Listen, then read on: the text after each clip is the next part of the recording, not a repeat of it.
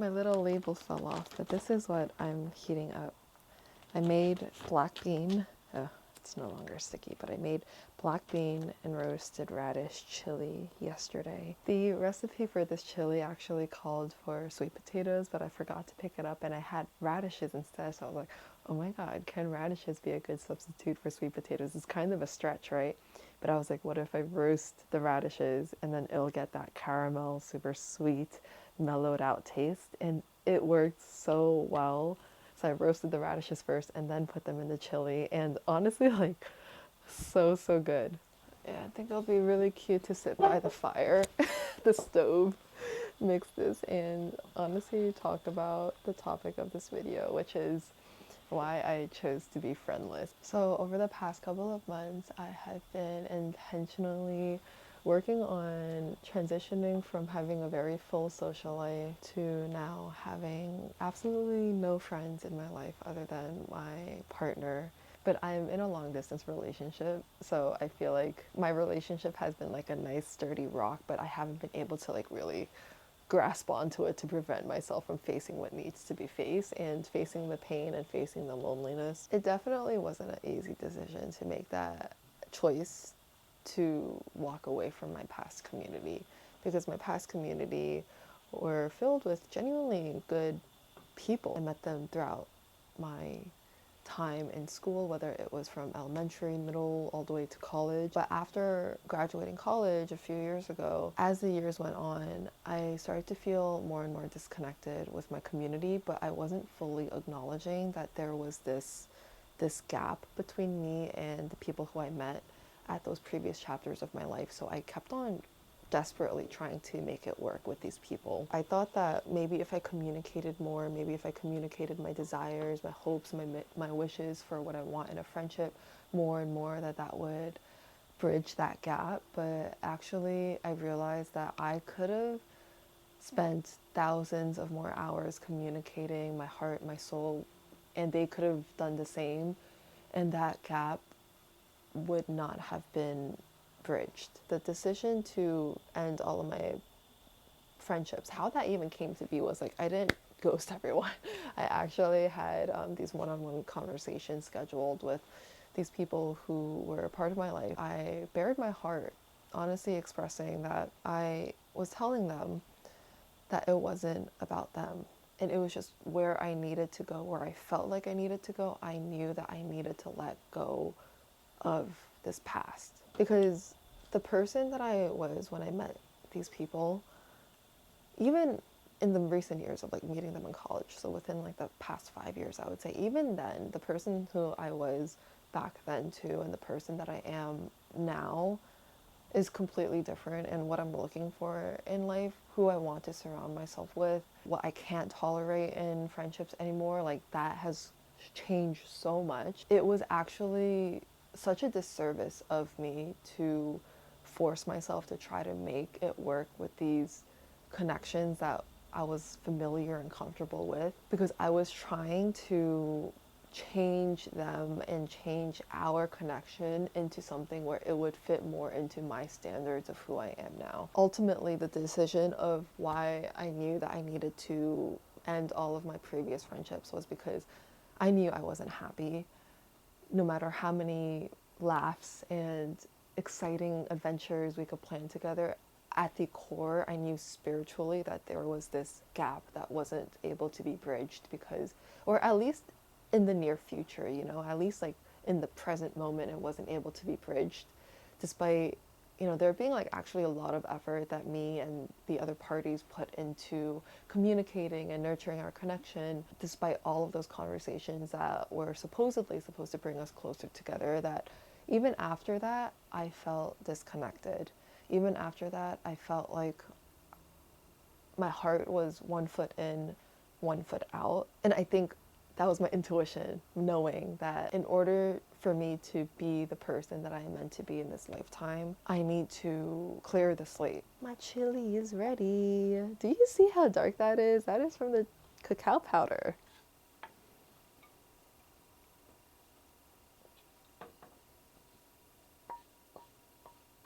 Rice dries out a significant amount when you put it in the fridge.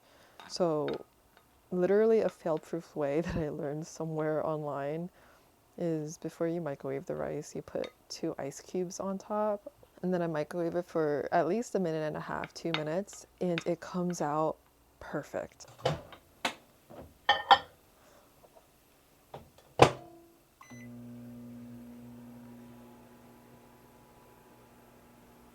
We could really love each other, just humans in general. Humans could really love each other and have that notion of love cloud them from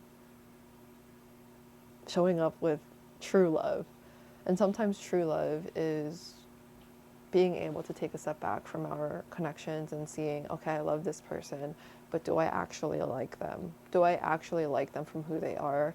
Or am I using the reason of me loving them as a reason of why I'm like committed to this relationship, trying to get them to change, to fit into my mold of who I want them to be?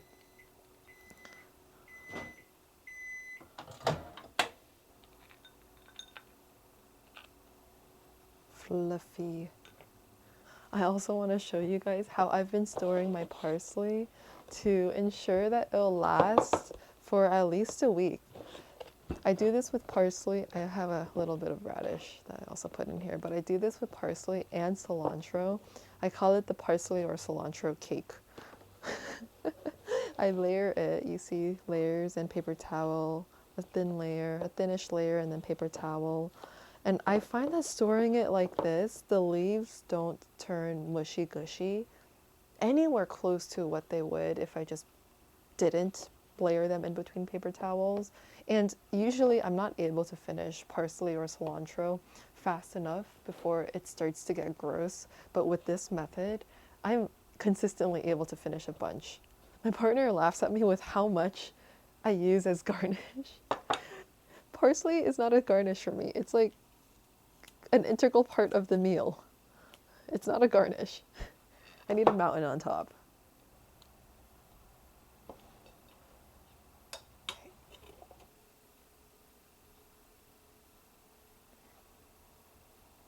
I was so concerned with being a good person and a good friend that that was my primary concern instead of actually taking a step back and thinking, is this good for me? Is it good for me? Because something that I'm realizing now is that my goodness, my innate goodness naturally comes out in environments where the environment, the people, the place, the thing is genuinely good for me.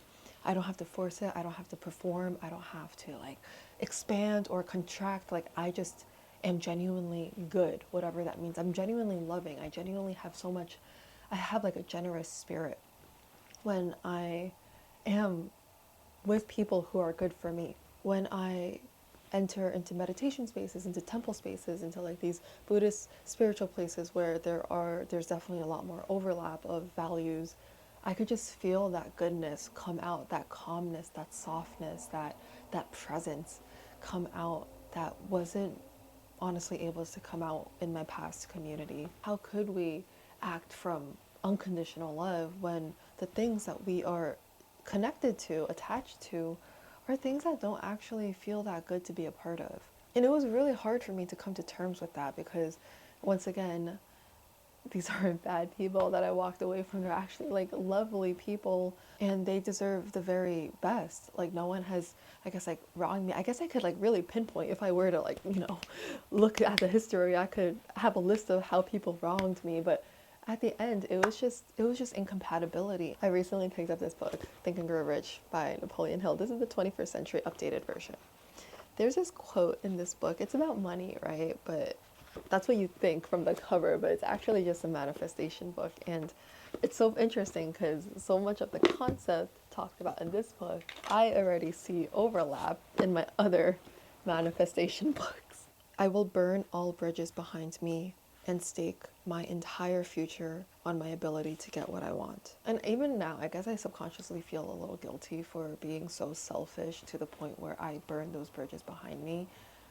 I mean, like some of them it was like mutual endings, other than others were like more of a burning. But I think subconsciously I feel a little bad because I know that everyone was trying their best and no one really like did anything wrong or deserved to I guess like I just feel bad for being the source of like suffering for other people, even if that source of suffering, me being a source of suffering, was because I was staying true to myself and just making those difficult decisions that put other people in kind of an uncomfortable spot. Even now, I have like a little bit of a hard time taking up space in this way because, yeah, I did burn those bridges. I did burn the bridges of my past community where now I don't have like any friends in my life. I do feel a little guilty, but I'm reminding myself that this was probably the most loving thing that I could have done for my past community and for these individuals that I was very close to at one point in time because I didn't lead them on. I listened to my intuition and I voiced it, and that also freed them. I freed them because if I continued to stay despite knowing what was true for me, then I would have honestly like wasted their time and energy. And the burning all bridges behind me and staking my entire future on my ability to get what I want, what I did was I burned all the bridges behind me because I believe in my worth. I believe in my ability to build a community from scratch, from zero, from null, and have that community be everything that I could ever want in this life. I know at my core, sisterhood, commitment, like open communication, authenticity, and like this softness, these emotional, like mature traits and spiritual traits that I want in my community. I know that I'm deserving of it, and I know that it's possible. And just because it's unconventional, and just because it's not common in the previous communities that I were a part of, it doesn't mean that it's impossible. And I think I needed to burn those bridges and burn the bridges of my past too, because I was putting so much energy trying to make it work with my past community that I was stuck there. And this kind of goes into a point where an epiphany that I had last year, that I wanted to leave my hometown so badly. And I think so many people want to leave their hometown so badly, but it's not necessarily because of the place. For me, it wasn't about the place that I wanted to run away from, thinking back on it. It was actually the people. And I thought I needed to move out and literally physically distance myself from my past community before I was able to get that fresh start that I've always knew that I needed.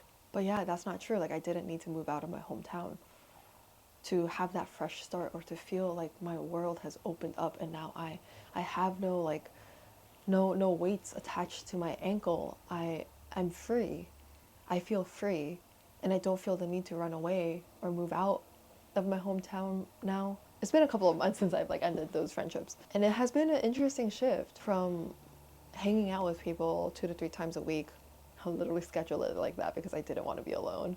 And now honestly like hanging out with absolutely no one other than my very consistent everyday nighttime phone calls with my partner. I was consulting ChatGPT a lot as I was going through the peak of this because it was so emotionally tumultuous and I just needed like input, right?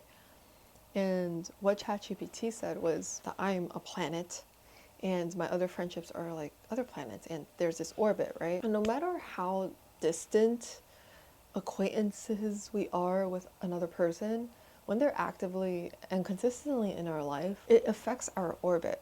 And my orbit was being affected by people who I wasn't 100% about. And honestly, those people weren't 100% about me either.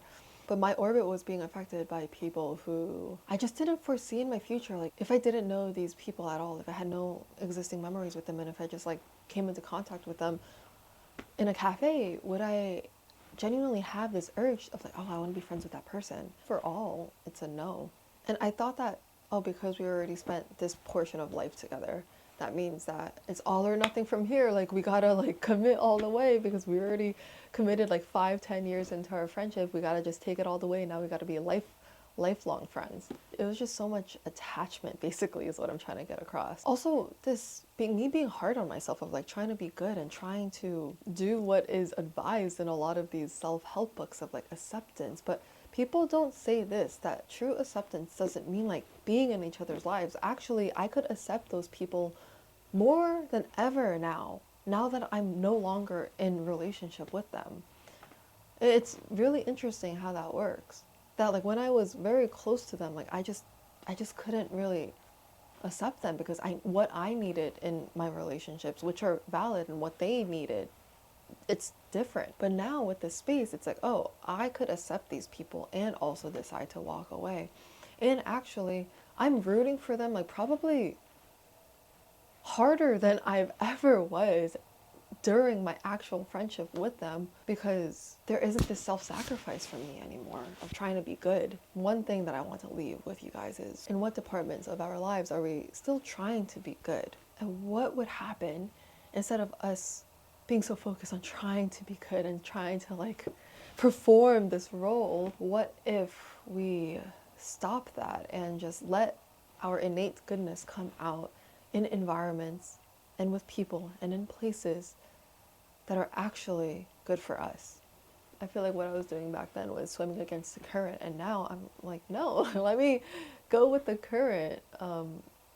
I don't want my community friendships to feel hard. It's confusing for me because I grew up with so much conflict in my childhood, where I thought that the closer that you are with someone, or in order to become close in like family with someone, that there's like this expected amount of conflict. But no, that's just what I was exposed to. But I don't claim that reality anymore. I wanted to feel easeful and natural. And of course, there's still being conflict and uncomfortable conversations. But what it felt like with my past community was that that was very much present in a way that was probably a sign that we weren't right for each other. Cheers to living a reality that we deserve.